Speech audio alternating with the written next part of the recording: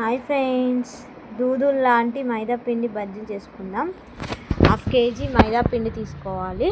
అందులో టేస్ట్కి సరిపడా సాల్ట్, తినే సోడా వేసుకోవాలి. అలాగే కప్ పెరుగు వేసుకోవాలి. పెరుగు కూడా యాడ్ చేసుకొని ఇలా మంచిగా స్మూత్గా పిండి మొత్తం కలుపుకుంటూ ఉండాలి.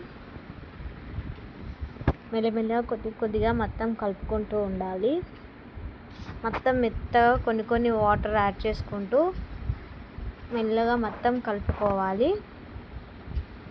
మంచిగా ఇలా కలుపుకొని ఒక హాఫ్ అన్ అవర్ వరకు అయితే మూత పెట్టి ఉంచాలి. హాఫ్ అన్ అవర్ తర్వాత ఫ్రైకి సరిపడా ఆయిల్ పెట్టుకొని అందులో ఇలా చిన్నగా బోండాలు అయితే వేసుకోవాలి.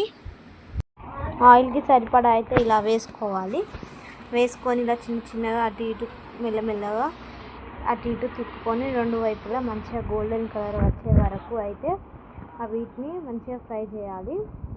ఇలా గోల్డెన్ కలర్ వచ్చినాకనైతే తీసేయాలి. చూస్తూనే తినేలా ఉన్నాయి బోండాలు అయితే మంచిగా వచ్చినాయి. మైదా పిండి బోండాలు అయితే రెడీ అయినాయి విత్ పల్లీ చట్నీ. కాంబినేషన్ సూపర్ ఉంటుంది, నాకైతే బాగా ఇష్టం. Thank you for watching my channel. Subscribe చేసుకొని మా ఛానల్ని లైక్ చేయండి, కామెంట్ పెట్టండి. మా వీడియోస్ ఎలా ఉన్నాయో